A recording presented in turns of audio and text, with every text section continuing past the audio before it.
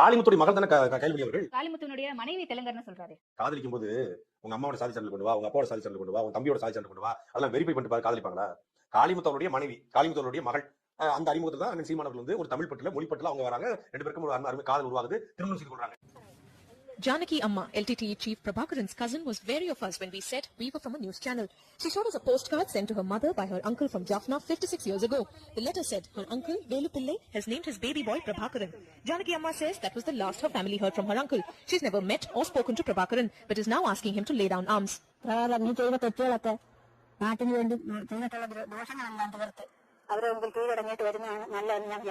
Janaki Amma says she did not realize her cousin Prabhakaran is the same Prabhakaran the world knows as the LTTE chief until 1991, when investigating agencies knocked at her door for an inquiry after Rajiv Gandhi was killed.